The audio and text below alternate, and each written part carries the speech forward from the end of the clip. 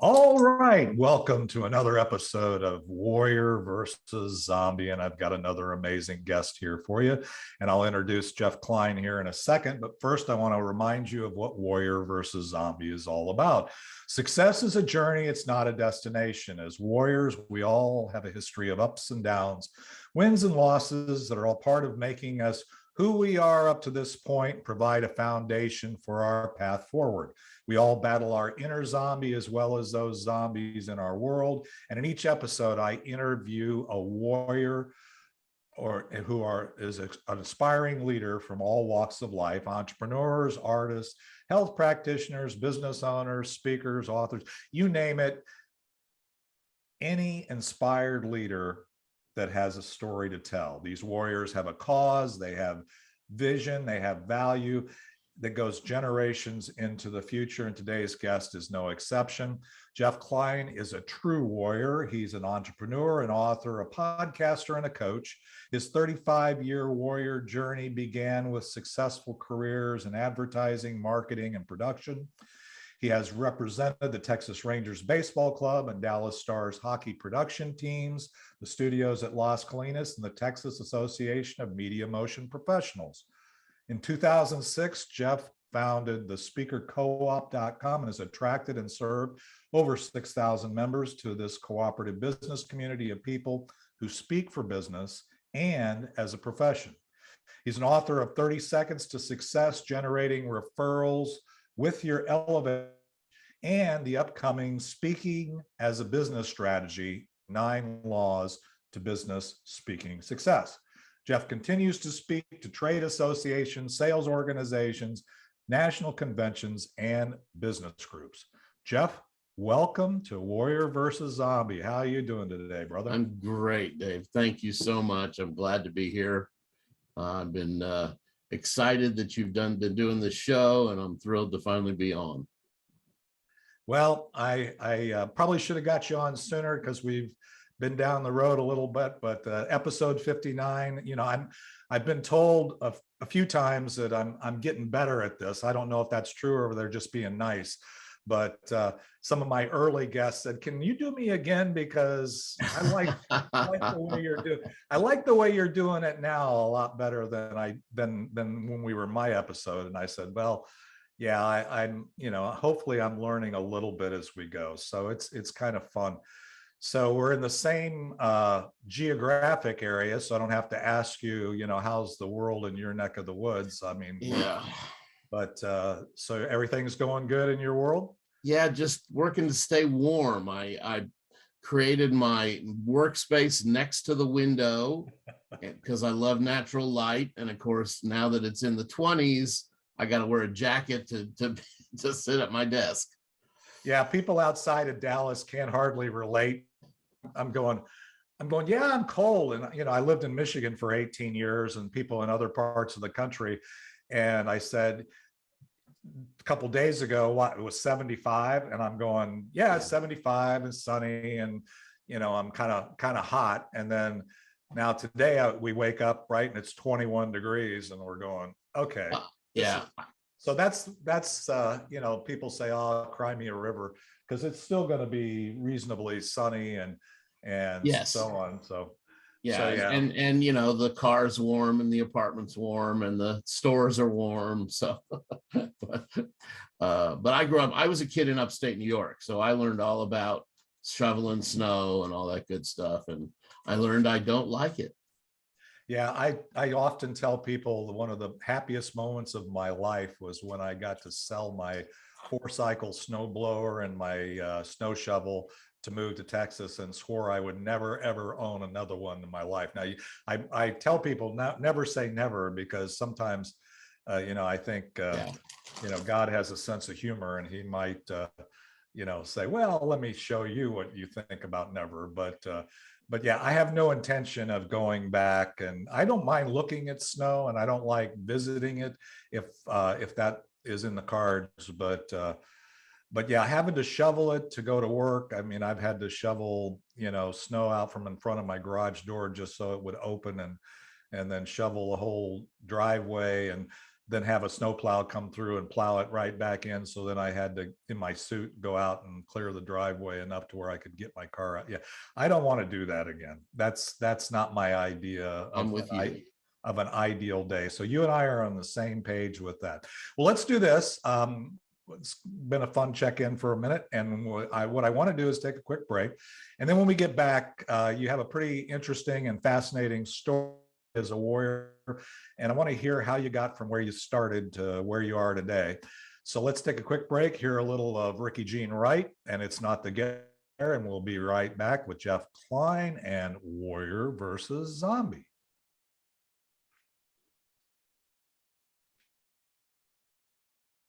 All right, we're Jeff, as I said before we took the quick break, and for those in the replay video audience, I'll just remind you that the music comes on the audio. So if you want to hear Ricky Jean Wright, go to the audio replay, but in the video, you're still just going to short break. So, but with that, Jeff, tell us a little bit about your story, where you started and how you got to where you are today.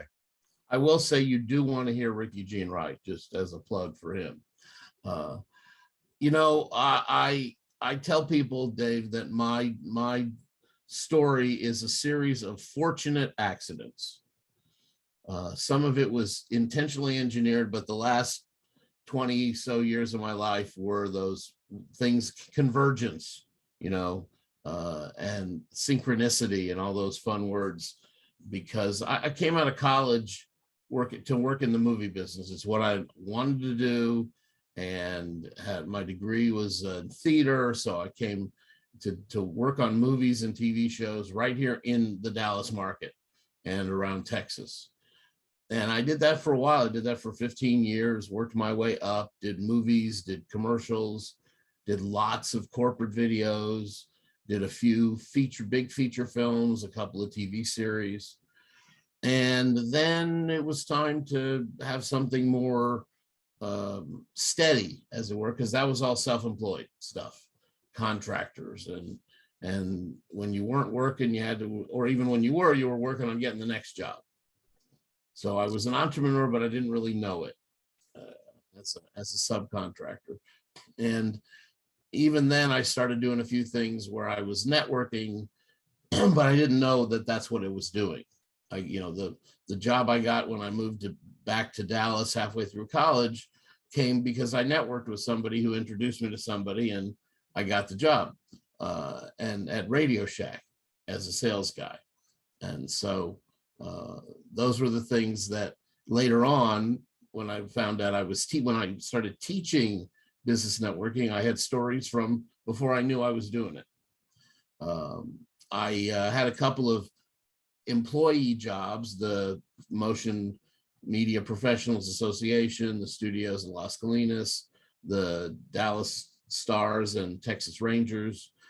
And then I was ready to, ready or not, I was back on the street, and it was time to either start another business or go get my MBA.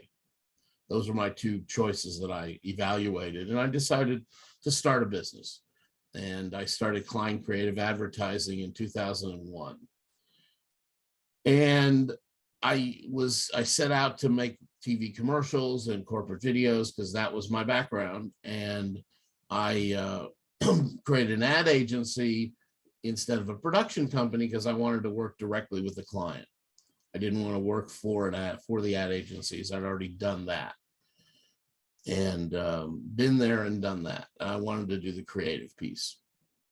So the first few years I was working part-time, making a go of things. And then I was invited to a lunch that was run by CEO Space, which is an international entrepreneurs club. I'm sure you've heard of it. Some of the audience has definitely heard of it. It was IBI Global when I joined. And they were teaching the elevator pitch. And I clicked with the content. I clicked with the state director at the time. I joined. I started speaking at the meetings. And I was also, at the same time, attending the National Speakers Association meetings as a vendor, not as a speaker, because speakers needed videos and websites, and that's what I did. So, but unlike some of the other vendors who went out in the hall during the meetings, I stayed and got the education that they offer at the National Speakers Association meetings, which, as you know, is pretty extensive. So I was learning about speaking. I started speaking at this other organization, and I was teaching the elevator pitch for that group. And somebody said, "Hey, Jeff, will you come do that elevator pitch thing at our meeting?" And I checked to make sure it was okay. And I said, sure. I understood when I was doing that I was promoting the organization, giving back. And I was also promoting myself, because networking is the most basic form of advertising. Mm-hmm. And then somebody at that meeting said, "Hey, will you come do this at our meeting?" And then somebody there said, "Will you come do this at our meeting?" And before I knew it, I was speaking a couple of times a month, promoting my business and also CEO space.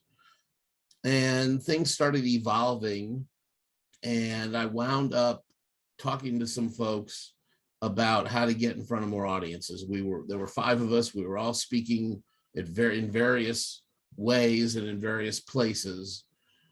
And I said, well, why don't we start a lunch and invite the other people who are doing this, speaking to promote thing. And everybody went, great idea, Jeff. Why don't you start a lunch and we'll support you?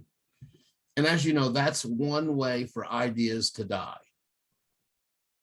But this time I decided to take it on and run with it. And so I sort of organized and headed up the effort, but without the support of those people from that meeting and other people, there wouldn't be a speaker co-op today. But at that time, we had our first meeting in January 2006, and 50 people showed up at the meeting. Holy cow, something was going on. We knew we had something, because that was not, they even didn't get that many at the NSA meetings. So we knew something was happening, and we weren't obviously trying to compete with them at all. But then we started having people give their information, do spotlights. The idea was we would showcase 2 members every meeting, every month. And after the meeting where the guy read from his poetry book, somebody came to me and said, we really want to make sure that the content is relevant to the people in the room, to speaking, and we don't want to showcase, we want to learn. And so we started asking the speakers to tweak their topics so that it was relevant to speaking or relevant to the business of speaking, or something about it. We had image consultants and social media people. So we started only bringing in I'm kind of air quoting relevant topics.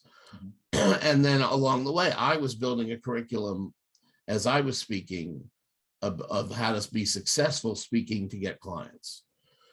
And we started calling it different things. We started calling it business speaking as a way to differentiate from public speaking. That was the first sort of differentiate. And the difference is, a business speaker is somebody whose job title is not speaker.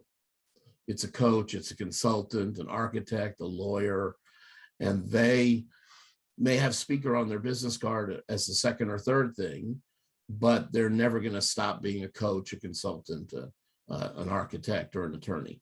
So that's how we differentiated us from NSA, from the professional speakers. Okay. And so in 2007, I set a goal to speak once a week. I did that. And then 2008, my goal was twice a week. And I did that for 2 years. So over a 3-year period, I spoke 250 times. And I figured a bunch of things out. Mom and dad said, learn from your mistakes. I suggest that people learn from my mistakes, learn from somebody else's mistakes, because it's less painful. Mm-hmm. I got the bruises, I got the heartache, I got the road rash for you. Learn from what I learned from my mistakes, and your journey will go smoother and be shorter, as a matter of fact. In 2010, I closed Klein Creative and turned Speaker Co-op into my business, and also created a membership model and had some coaches help me systematize what I was teaching, so that now you can sit down and in 2 hours, you can learn the Pathway to Profit system on a do-it-yourself video. and learn how to turn a 20-minute talk into clients and leads. And I've been doing that ever since 2010. We've added some things. We've added a resource membership. We've added all kinds of improvements to the site. And we've added a booking service, a booking agency that's sort of adjacent to, but affiliated with Speaker Co-op. So my three-legged stool now is Jeff Klein, the speaker, Speaker Co-op, and then a side hustle through an organization called ACN. Okay, so we'll get into what you're doing now in the next segment, but one of the things I want, that's probably one of the things everybody listens to and wants to hear in this particular part of your story, is looking back over that time frame that you just kind of covered and the challenges that you had. As most warriors do, we kind of gloss over the challenges, we gloss over the zombies we've overcome. It all sounds like, oh, I was here and then a miracle occurred and then I'm here. So one of the things is we're all on a journey, as we talk about in Warrior versus Zombie. Can you share with the audience what you would say is the most major zombies you had to overcome, challenges that you've had to come, whether they're in your head or in the world that you were involved in? Sure. Yeah, there's a couple that come to mind immediately. One was being a little bit of a dual identity and being out in the world as Jeff Klein, the ad guy, and then Jeff Klein, the speaker guy, and then Jeff Klein, the Speaker Co-op guy. And so there were some of those schizophrenic zombies running around that I had to keep defeating and showing who was boss. But I wore different hats in different places. So, when you speak that often, people assume they know you and they assume they're your buddy.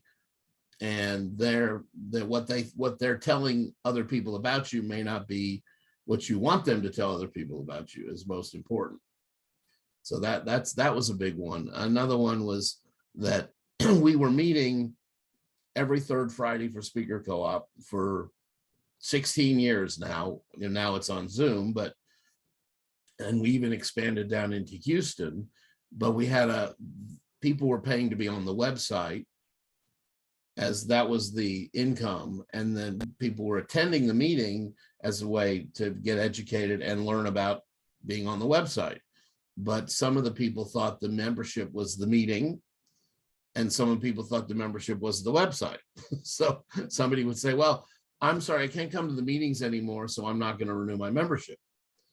Well, but your membership you were paying for the meetings separately. Your membership was paying for you to be on this website that people are using to find speakers. Are you sure you don't want to be on that website? So it was kind of, that was what, and we still deal with that a little bit today. Yeah, that's without the specifics, that is a challenge that a lot of warriors have to overcome. I actually was just having a conversation with somebody because I'm involved in several different focuses. They all integrate within me, and they all kind of like what you were describing. But when somebody comes in through one door or another door, or they see you here or there, they think, okay, this is the community building guy, or this is a network guy. And then somebody says, okay, this is the coach, this is the, so you become, and integrating that and making that clear, so where you're not spending all your time kind of, moving around is a big challenge. Yeah. Any other challenges that you would say, authentically, that you've had to overcome? Well, I think changing from being the ad guy and closing a business, there's challenges there that people remember that, and they still remember, marketing and advertising, and I would still get recommendations on LinkedIn for being for my creativity when I was wanting recommendations for other things like speaking and Speaker Co-op. So that's a big, there's that part of it. And there's another thing that I'll be, I'll open a little bit of, a little peek behind the curtain. It can be good, but it can also be bad to be really closely tied to a brand that's not you. So separating Jeff Klein from Speaker Co-op is an ongoing effort, but I'm still introduced as the founder of Speaker Co-op, which is still an important way to be introduced. So that's an ongoing challenge. That's my horde or herd that I still haven't conquered is the separate brands. Yeah, and that's very very important for warriors to really understand, is that really continuing to move on your journey to refine, and that's one of the big objectives I have this year is, doubling my impact as a warrior, but also doing it with half the amount of time investment that I'm doing. And that means that you can't spend if you're going to do that, you can't spend a lot of time educating people on who you are. That has to become more evident. And so that's why I was talking to somebody about, okay, I need to kind of bring all these brands or whatever to where, because it is like you that are the brand. And then everything that you do, or the things that surround that. Well, that's brilliant. Okay, well, let's do this. Let's take a quick break, and then we'll come back. I think we're to today. And I want to hear in the next segment about why you're continuing to do what you're doing, the unique value you see yourself providing now at this point in your journey, and if anything were possible, what kind of impact we have. So we'll be right back after hearing a little more of Ricky Jean Wright and with Warrior versus Zombie and Jeff Klein.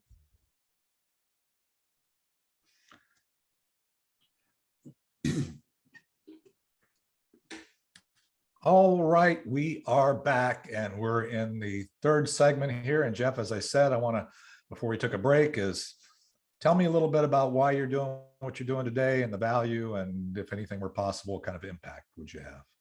Well, I recognized back in 2010, 11, that I was doing what I'm supposed to be doing. It takes a while to get there. And it's not always, a lot of it's about timing. When I was making movies, I was supposed to be doing that. And now I'm helping people with the two most cost-effective ways to get new clients, to get in front of their prospects. I'm still helping people with their networking and speaking as a marketing strategy, speaking as a way to promote. Those are the two, most cost-effective ways to get in front of clients. Networking is one-to-one and speaking is one-to-many. And both of them have to do with the words you use. And I've always been fortunate in that I can help people with those words that they may not be able to think of themselves. Sometimes you discover that something that you take for granted is a skill that other people don't have. So I can talk to somebody for 5 minutes and then give them a 10-second blurb about their business that they go, oh, that's what I meant. Right. Pardon one of my roommates there. So that, and because I can help people, I was raised by social workers and people who worked in nonprofits. So I feel like when I'm helping somebody, even if it's just one person at a time, I'm making the world a better place. And that's what I'm driven by.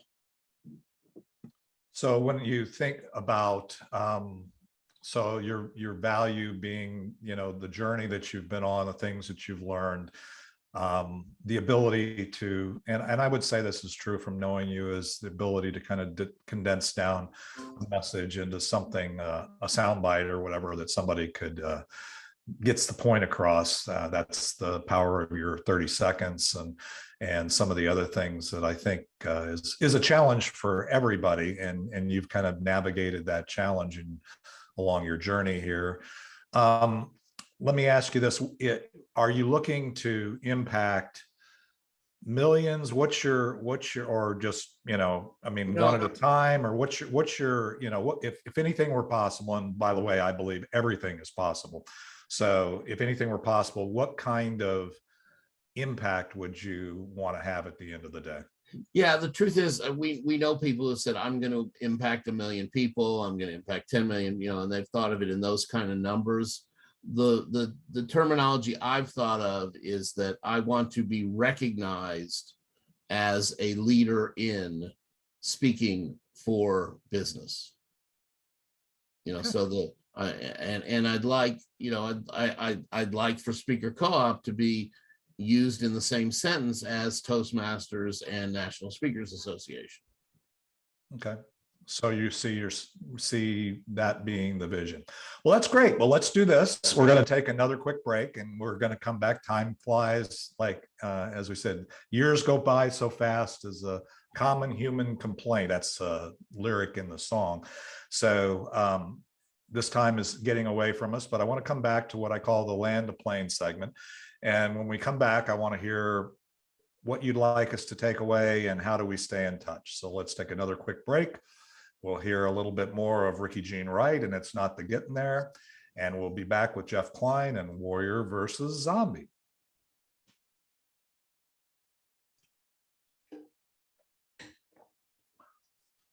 All right, we're back. And Jeff, it's been a cool journey. I learned a few things, even though I've known you for a while, about your journey and what you're doing and why you're doing it and all that. But as I said before we took the break, tell me, if we take away anything from this podcast, what would be the main thing or things that you would want us to take away after we listen?